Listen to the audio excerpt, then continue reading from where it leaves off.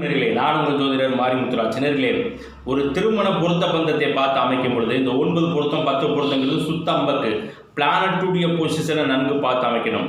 இன்னைக்கு நிறைய அஸ்ட்ராலஜர் அடித்தட்டு என்னன்னே சீர்தூக்கி பார்க்கறது இல்லை.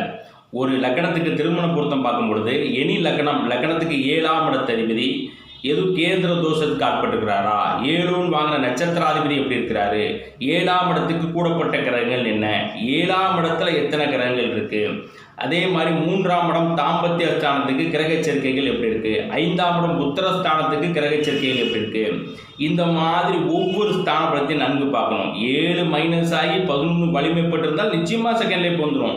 அதே மாதிரி இந்த உபயலக்கணக்காரர்களுக்கு கேந்திர தோஷம் வலிமைப்பட்டிருந்தாலும் செகண்ட் லைஃப் வந்துடும்.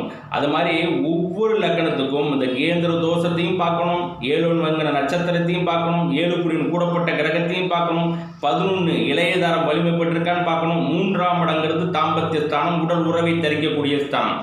எந்த ஸ்தானத்துக்கு மைனஸான கிரகங்கள் கூடி மாறங்கள்லாம் கூடியிருந்தால் சன்னியாசி யோகத்தில் தழுவிடும். இதை கொண்டு போய் மேட்சிங் பண்ணக்கூடாது. 7 நல்லா இருக்கும், 3 மைனஸ் அடைஞ்சிச்சுன்னா அது எத்தனை திருமணம் பண்ணாலும் அது சுபிக்காது.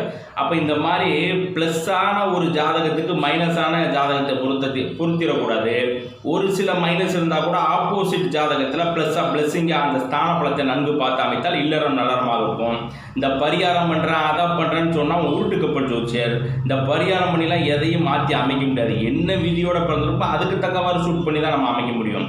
அதே மாதிரி உங்களுடைய ஜாதக பலாபலனை மிக தென்னந்தெளிவாக தெரிந்து கொள்ள இது இந்த காலச்சூழலில் நடக்கும். இப்போ இது நடந்துகிட்டு இருக்கு. இந்த தசாபுத்தி உங்களுக்கு உயர்த்துமா தாழ்த்துமா, தொழில் ரீதியாக உயர்வு தாழ்வு, தொழில் பண்ணலாமா வேண்டாமா, முதலீடு போட்டு செய்யலாமா வேண்டாமா, எந்த ரூபத்தில் நமக்கு பொருளாதார மேன்மை கிடைக்கும், அது இந்த காலச்சூழலில் உயர்வு இருக்கா இல்லையா, மைனஸ் ப்ளஸ் தெளிவாக தெரிஞ்சுக்கிட்டு அதுக்கு தக்கவாறு நம்ம பொறுமை காத்து போகணும். எழுதப்பட்ட விதியை நன்கு தெரிந்து கொள்ள விருப்பம் இருந்தால் புக் செய்து கொள்ளுங்கள். வாழ்த்துக்கள், பாராட்டுக்கள்.